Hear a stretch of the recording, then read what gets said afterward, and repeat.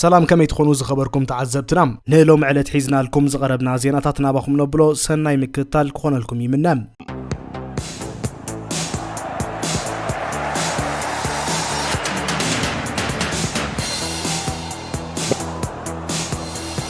አጥቃይ በርሊዚያን ፍሌሚንግ አብቶ ወሰኽ ደቂቅና የምድብ ጾታ በዘመዝገባ ሸቶ ቢሎም ነታብ 10 ተጻውቲ ተገጥም ዝነበረ ቸልሲ አሜዳ ስታንፎርድ ብሪጅ ነጥቢ ተማቂላክት ወጻ ገዲልዋ ፍሌሚንግ መበል 93 ደቂቅ ካብ ጄምስ ወርድ ፕራውስ ዘተላከተሉ ኹዕሶ ብሩሱ ገጪዩ ነተጻውትን ደገፍትን ቸልሲ ልቦም ዝሰብረ ሸቶ አመዝጊቡ ነታ መበል 19 ደረጃ ተቀሚጣ ዘላኽለቦም ሓንቲ ነጥብ ምጽኢላ ዛሸቶ ቸልሲ ተኸላኸለ ወይስሊ ፎፋና ድሕር ካሜዳ በቀይሕ ካርድ መብራሩ ጾታ ምቁጻር ድሕር ምሳና ዘተመዝገበት ክትከውን ከላ ቸልሲ xabtiያ መበል 72 ደቂቅ ፎፋና ወርድ ፕራውስ ሃሪሞ በኸሊት ብጫ ካርድ ካሜዳ ዝባረር በሸቶ ጃው ፔድሮ መሪሕነት ዝግጥም ሒዛም ነጾታ ብዝግባ አብሊላቱ ያኔራ ዝውጽኢት ንቸልሲ አብሕቶ ከላዓለላ ግድነት እዩ ምክንያቱ ኣብዛ ዓመተ ስፖርት ራይ ካብ መሪሓቶም ዝነበረት ግጥም ኣብ ሜዳ 17 ነጥቢ ይሕሊፋ ሂባላ በዘይካዛ ፕሪሚየር ሊግ ሽዱሽተ ኣብ ኩሉ ውድድራት ድማ በድምራ ዋህሊላቶ ዘላ ሸሞን ተቀይሕ ካርድ ልዕሊ ዝኾነት እንግሊዛዊት ክለብ ሰሪዕዋሎም ኣብ መበራብ ኣይ ደቂቅ ጃው ፔድሮ ካብ ፔድሮ ኔቶ ዝተላከት ኩዕሶም ካብ ቀረባ ርሕቀትና ብሸቶ ድሕር ምቕያሩ ቸልሲ ኣብ ዝግጥም ቀሊል ዓወት ተመዝግብ መሲላ ነይራ ኮል ፓልመር ወነታ ካይል ወከር በዝግባ ክቆጻጸራ ዘይካለ ኩዕሶም ካብ መስመር ማእከል ሜዳ ደፊኡ ንቅድሚት በመውንጫፍ መሪሕነት ክለቡ ከደልድል ተወሰኸ ዕድል ረኺቡ እኳ እንተነበረ ንኩዕሶ ግን ካብ ሓላው ልዳት በርሊ ማርቲን ዴብራፍካ ከስግር ኣይካለን በርሊ ኣብ ቅድሚ ዕረፍቲ ዝረኸበታ ብሕታዊት ዕድል ብሰርቲ ዝኾነ ሓላው ልዳት ኩዕሶን ልዕሊ 8 ተኻሊት ክሕዝ የብሉን ዝብል ሓድሽ ሕጊ ካብ ዝተረኸበት ኩርናዕ ዝተፈጥረት ዕድል ኮይና ኣከፋፋል በርሊ ናይ ቅድም ተጻዋታይ ቸልሲ ጎችኩ ድማ ነታ ዝተረኸበት ዕድል ናብ ሸቶ ክቕይር ኣይካለን ኣብ ድሕሪ ዕረፍቲ ዝነበረ ጾታ ፎፋና መበል 72 ደቂቅ ቀይሕ ካርድ ቅድሚ ምቕባሉ በርሊ ናብ ሸቶ ዝበጽሕት ፈተነ ከተካይድ ኣይካለትን ነይራ ድሕሪ ምብራር ፎፋና ግን ድሕሪ 4 ደቂቅ ጥራይ ተኸላኻሊ በርሊ ጆሽ ሎረንት በሳንቼዝ ዝዳሕነት ፈተነ ሸቶ ካይዶም ነዚ ዘስተብሃለ አሰልጣኒ ቸልሲ ሊያም ሮዚኔር ተኸላኸልቲ ናብ ጾታ ክልእኽ ኮሎም ኣብ ሜዳ ናይ ሓደ ተጻዋታይ ብልጫ ዝረኸበ አሰልጣኒ በርሊ ስኮት ፓርከር ድማ ተወሰኽቲ ኣጥቃዕትና ኣብ ሜዳ ክልእኽ ተራዩ ናይ ዝውጽኢት ድማ ቅድሚ ደገፍቲ ቸልሲ ንጋንቶም እናሸደዱ ካብ ሜዳ መፍናዎም ኣጥቃዒ በርሊ ፍሌሚንግ ነታ ካብ ኩርናዕ ዝተላከት ኩዕሶ ኣብ መበል 93 ደቂቅ ብርእሱ ገጪው ነታ ንክለቡ ሓንቲ ነጥቢ ክትመቐል ዝኽእለታ ዘይትጽቢታዊ ሸቶ ኣመዝጊቡ ጾታ ሓደ ብሓደ ከም ዝዕጾ ገይሩ ቸልሲ በሓንቲ ጾታ ማን ዩናይትድ በሊጻ ናብ ራብዓይ ደረጃ ደይባላ ይኹን እምበር ምስታ ምስሊ ዲስ ዩናይትድ በማዕረ ውጽኢት ዝተፈላለየ ኣስቶን ቪላ ዝነበራ ናይ ነጥቢ ፍልሊ ከተጽብብ ዝተፈጥረላ ዕድል ኣባኺናቶ እያ ክለብ በርሊ ድማ ድሕሪ ዝውጽኢት ካብ ናይ ምውራድ ዞባ ንምውጻእ ገና 8 ነጥቢ የገድሳሎም ኣብ ካልእ ግጥም ዝዕለት ኣስቶን ቪላ ሜዳ ነታ ናይ ዝዋን ሓደገኛ ክለብ እናኾነት ትመጽእ ዘላ ሊድስ ዓዲማ ኣብ ዘካየደቶ ግጥም በታ ወርሒ ጥሪ ካብ ቱርክ ዓዲጋ ናብ ዘኽለብ ዝመለሰቶ ታሚ አብርሃም ኣቢላ ኣብ መበል 88 ደቂቅ በዘመዝገበታ ሸቶም ኣብ ቻምፒየንስ ሊግ ዘሳትፍ ደረጃ ንምሓዝ ዝግበር ውድድር ኣገዳሲት ክትከውን ትኽእል ሓንቲ ነጥቢ ትሪፋ ኣብ ካልእ ግጥማት ዝዕለት ብሬንፈርን ብራይተን ዓዲማ ኣብ ዘካየደቶ ግጥም ክልተ ባዶ ክትርታዕ ከላ ዌስትሃም ድማ አንጻር ናይ አንዶኒ ራዋይላ ቦርንስማውዝ ኣብ ዘካየደቶ ግጥም ሸቶ ዘይተራየ ግጥም ኣካይዳ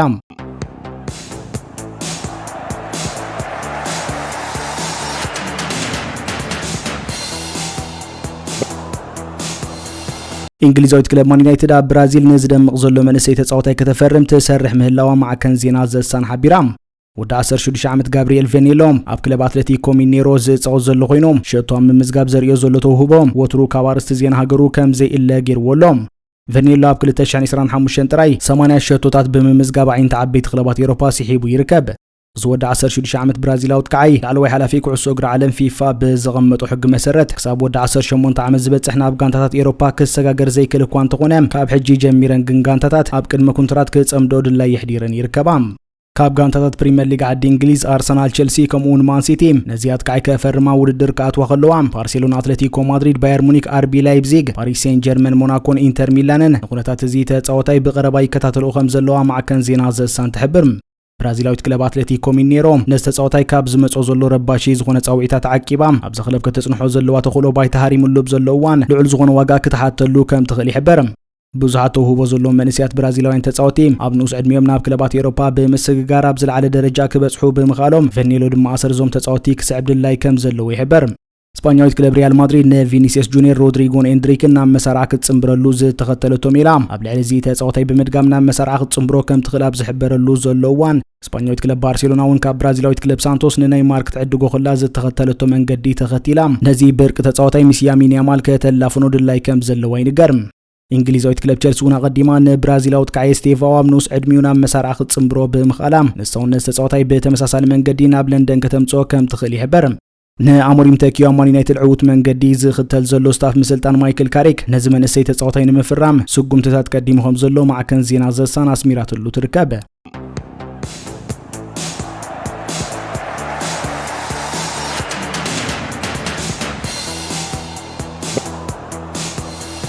አከፋፋለ ክለብ አርሰናል እንግሊዛዊ ዴክላን ራይስ ድሕራም ሜዳ ወልቭስ ማዕረዝ ወጽዎ ግጥም ህጹጽ አኺባ ከም ዝገበሩ ሓቢሮም ዝሓደ ካብ ዝበለጹ 10 ተከፋፈልቲ ፕሪሚየር ሊግ ዓዲ እንግሊዝ ዝኾነ ራይስ ደጊምና ነዛ ጽዋ ይሕሊፍና ከነረክብ ኣይኮናን ክንዕወት ካለና ነዝኾነ ናባና ዝተወርወረ ብድሆታት ክንቅበሎ ድልዋት ኣለና ነዚ ድማ ብዕቱብ ተዘራሪብናሎን ከም ጋንታ ሰሚርና ናብ መንገዲ ዓወት ክንምለስ ዝካለና ከም ንገብር ተሰማሚዕና ንርከብ ድሕሪ ምባል ኣብቲ ዝገበርናይ ህጹጽ አኺባ ናብ ንቡር ብቕዓትና ተመሊስና ንደገፍትና ተጽቢቶም ክንምልስ ድልዋት ኣለና ብምባል ኣብዚ ጽብየም ዘሎ ናይ ደርቢ ግጥም ሰሜን ለንደን ብምዕዋት ፍሽኽታ ናብ ገጽ ደገፍቶም ክመልሱ ምዃኖም ሓቢሮም ካብ ዜና ዘኽለብ ከወጻና አርሰናል ናይ ማዕዝን ቅላዕ ምጅማር ተጥፎ ዘላ ግዜ ልዕሊ ካልኦት ክለባት ምዃኑ ኦፕታ ስታቲስቲክስ ሓቢሮም ዛናይ ሰሜን ለንደን ክለብ ናይ ማዕዝን ቅላዕ ክጅምር ኣብ ዓመት ዘጥፋቶ ደቂቕ ተደሚሩ 117 ክበጽሕ ኮሎም ኣብ ሓደ ግጥም ናይ ማዕዝን ቅላዕ ቅድሚ ምጅማር 44 ካሊታት ብምግባራ ኣብ ሓደ ግጥም ዝለዓለ ግዜ ዝወሰደት ናይ ማዕዝን ቅላዕ ምዃና ተሓቢሮም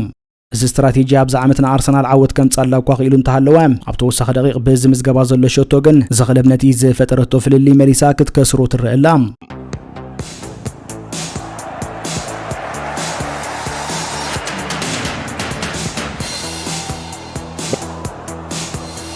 ንፕሬዝደንታዊ ምርጫ ስፓኛዊት ክለብ ባርሴሎና ዝወዳደር ዘሎ ቪክቶር ፎንት ፕሬዝደንት ባርሳ ኮይኑ ምዝምረጽ ሊዮኔል ሜሲ ናብ ካምፕ ኖ ክመልሶ ከም ዝኾነ ሓቢሮም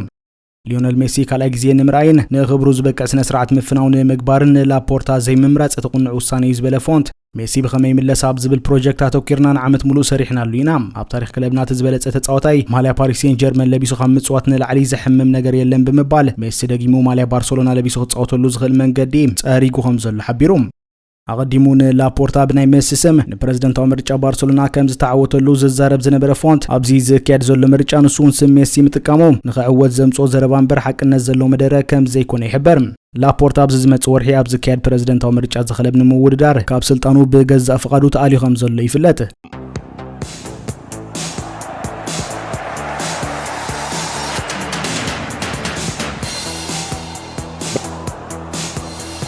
አህጉራዊ ኮሚቴ ኦሎምፒክ ኣብ ልዕሊ ሓላፊ ኩዕሶ እግሪ ፊፋ ጂያኒ ኢንፋንቲኖ ምጽራይ ከካይድ ምዃኑ ኣቀዲሙ ድሕሪ ምሕባሩ ኢንፋንቲኖ ካብ ዝኾነ ይኹን ምጥዓስ ሕጊ ኮሚቴ ነፃ ምዃኑ ገሊጾም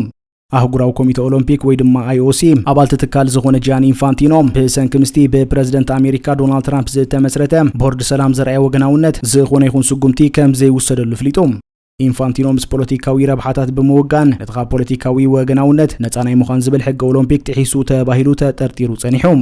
ኮሚቴ ኦሎምፒክ በቀዳማ ኣብዛሃቦ መግለጺ እቲ ጉዳይ ተዓጽዩ ከም ዘሎን ፊፋ ብቃዛ ዝሓሰቦ ናይ ልምዓት ስራሕ ምስተር አህጉራዊ ፌደሬሽን ስፖርት ሙሉእ ብሙሉእ ዝሰማማዕ ምዃኑን ሓቢሮም ፊፋ ብቃዛ ዝሓስቦ ዘሎ ናይ ልምዓት ስራሕ ምስተር አህጉራዊ ፌደሬሽን ስፖርት ሙሉእ ብሙሉእ ዝሰማማዕ ምዃኑን ሓቢሮም እቲ ምስሓብ ዝተልዓለ ፕሬዝደንት አሜሪካ ዶናልድ ትራምፕ ብሐሙስ ኣብ ዋሽንግተን ዲሲ ኣብ ዘዳልዎ ናይ ቦርድ ሰላም መድረኽ ኢንፋንቲኖ ወኪል ፊፋ ብምዃን $75 ሚልዮን ኣብ ቃዛ ንምውፋር ዝኽእል ስምምዕ ድሕሪ ምፍራሙ እዮም ፕሬዝደንት አህጉራዊ ኮሚቴ ኦሎምፒክ ኪርስቲ ኮቨንትሪ ብዛዕባ ካይዳ ኢንፋንቲኖ ዓርቢ ሕቶ ቀርበላ ኮሎም እቲ ትካል ነቲ ክህሉ ዝኽእል ናይ ገለልተኝነት ጥሕሰት ክምርምሮ ምዃኑ ገሊጻ ነይራ ቃለ መሓላ ኣባላት ኮሚቴ ኦሎምፒክ ኩሉ ግዜ ካብ ዝኾነ ይኹን ፖለቲካዊ ረብሓታት ነፃ ብዝኾነ መንገዲ ክትከይድ ዝእዝዝ እዩ ይኹን እምበር ኣብዚ እዋን እዚ ትካል ነቲ ድርኺት ብዓይኒ ስፖርታዊ ልምዓት ጥራይ ብምርኣይ ነቲ ጉዳይ ወግዓዊ መደምደምታ ሂቦ ይርከብ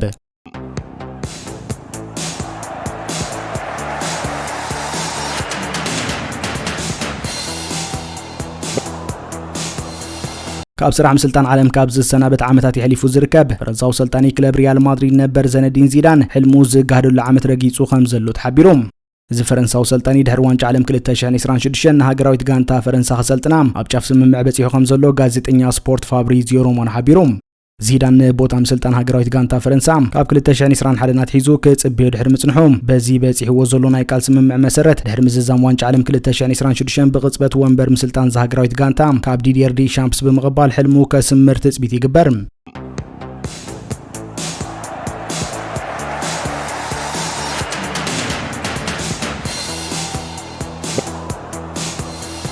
ተወሳኺ ዜና ክንደይ ናይ ፕሪሚየር ሊግ ሽልማት ንፈልጥ ሓደ ካብ ዓበይቲ ሊጋት ኤውሮፓ ዝኾነ ፕሪሚየር ሊግ ዓዲ እንግሊዝ እቶም ወርሓውን ዓመታውን ዝወሃቡ ሽልማት ብደገፍቲ ዝያዳ ፍሉጣት ክኾኑ ከለዉ ነስዒቦም ድማ ሓደ ተጻዋታይ ኣብ ሓደ ደረጃ ድሕሪ መብጽሑ ዝወሃብ ፍሉይ ሽልማት ከም ዘለውን ትፈልጡ ዶ? እዚ ብማይልስቶንስ ብዝበሃል ሽም ዝፍለጥ ሽልማት ኣብ ዓመታዊ ውድድር 2017-18 ዝተኣታተወ ክኸውን ከሎ ተጻወትቲ ፕሪሚየር ሊግ ብዝተሳተፍዎ ጸወታታትን ዘመዝገብዎ ብዝሒ ሸቶታትን ካብ ኣካየድቲ ፕሪሚየር ሊግ ሽልማት ይቕበሉ። ኣብ ሰሙን ድማ 5 ተጻወትቲ ክለብ ቸልሲ 100 ጸወታታት ፕሪሚየር ሊግ ብምብጽሖም ሽልማቶም ከም ዝወሰዱ ተሓቢሮም። እዞም 5 ተጻወትቲ ኮል ፓልመር፣ አሌኻንድሮ ጋርናቾ፣ ትሬቮር ቻሎባ፣ ኤንዞ ፈርናንዴዝን ጃኦ ፔድሮን ከም ዝኾኑ መርበብ ሓበሬታ ክለብ ቸልሲ ይገልጽ። ፕሪሚየር ሊግ ተጻወትቲ 100-200-300 ጸወታታት ምስ ዘካይዱ ነዚ ሽልማት ክህብ ከሎ 400 ጸወታታት ምስ ዝበጽሑ ድማ ብብሩር ዝተሰርሐ ሜዳልያ ከም ዝቕበሉ ይሕበር። ብተወሳኺ ተጻወትቲ 50 ናይ ፕሪሚየር ሊግ ሸቶታት ምስ ዘመዝግቡ ሜዳልያ ክሽለሙ ከለዉ ሓለውቲ ልዳት ድማ 100 ጸወታታት ሸቶ ከይተመዝገቦም ምስ ዝወጹ ካብ ፕሪሚየር ሊግ ሽልማቶም ይቕበሉ። ፕሪሚየር ሊግ ነዚ ሽልማት ኣብ 2017-18 ካብ ዘተኣታትዎ እንድሓር 340 ተጻወትቲ 100 ጸወታታት ብምብጽሖም ክሽለም ከሎ 148 ተጻወትቲ ድማ 200 ጸወታታት ድሕሪ ምክያዶም ብኣካየድቲ ዝውድድር ተሸሊሞም። 45 ተጻወትቲ 300 ግጥማት ፕሪሚየር ሊግ ብምክያዶም ክሽለሙ ከለዉ 8 ተጻወትቲ ድማ 400 ጸወታታት ብምርጋጾም ለሽልማት ክበቕዑ ኺኢሎም። እንግሊዛዊ ተጻዋታይ ብራይተን ጄምስ ሚልነር ናይ 500-600 ጸወታታት ሽልማት ማይልስቶን ዝተቐበለ እንኮ ተጻዋታይ እዩ። 47 ተጻወትቲ 50 ሸቶታት ብምምዝጋብ ክሽለሙ ከለዉ 9 ተጻወትቲ ጥራይ ድማ 100 ሸቶታት ብምብጽሖም ነዚ ክብሪ ተቐቢሎም ኣለዉ። ዴቪድ ደህያ፣ አሊሰን ቤከር፣ ላውልዳት ማንሲቲ ነበር ኤደርሰን፣ ሂጎ ሎሎሪስን ድማ 100 ጸወታታት ሸቶ ከይተመዝገቦም ዝወጹ ሓለውቲ ልዳት ብምዃን ነዚ ፍሉይ ሽልማት በቂዖም ይርከቡ። ዝኸበርኩም ተዓዘብትና ሎም ዝበልናዮም ዜናታት ነዚ ይመስሉ። ኣብ ቀጻሊ ብተመሳሳሊ መደባት ክሳብ ንራኸብ ሰላምን ጥዕናን ንኹልና።